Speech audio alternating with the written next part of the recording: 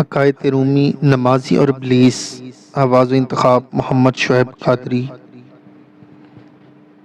حضرت مولانا جلال الدین رومی رحمۃ اللہ علیہ فرماتے ہیں، ایک شخص مسجد میں نماز ادا کرنے کے لیے اندھیری رات میں گھر سے نکلا۔ اندھیرے کی وجہ سے ٹھوکر لگی اور وہ منہ کے بل کیچڑ میں گر گیا۔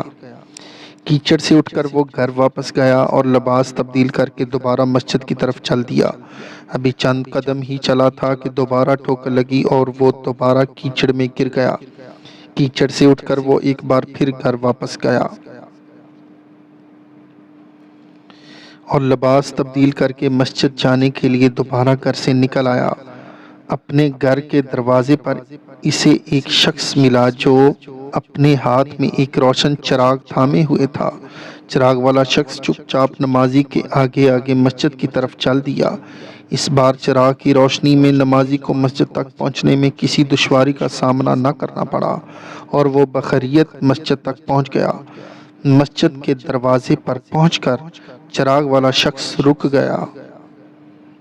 نمازی سے وہیں چھوڑ کر مسجد میں داخل ہو گیا اور نماز ادا کرنے لگا۔ نماز سے فارغ ہو کر وہ مسجد سے باہر آیا تو اس نے دیکھا چراغ والا شخص اس کا منتظر ہے تاکہ اسے دوبارہ چراغ کی روشنی میں گھر تک چھوڑ آئے۔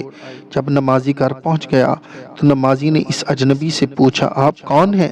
اجنبی بولا، سچ بتاؤں تو میں ابلیس ہوں۔ نمازی کی حیرت کی انتہا نہ رہی۔ اس نے پوچھا، تجھے تو میری نماز رہ جانے پر خوش ہونا چاہیے تھا، پھر تو چراغ کی روشنی میں مجھے مسجد تک کیوں لایا؟ ابلیس نے جواب دیا، جب تجھے پہلی ٹھوکر لگی تو اللہ تعالیٰ نے تیرے عمر بھر کے گناہ معاف فرما دیے۔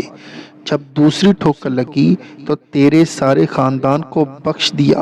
مجھے فکر ہوئی کہ اب اگر تو ٹھوکر کھا کر گرا تو کہیں اللہ تعالیٰ تیرے سارے گاؤں کی مغفرت نہ فرما دے، اس لیے چراغ لے کر آیا ہوں کہ تو بغیر گرے مسجد تک پہنچ جائے۔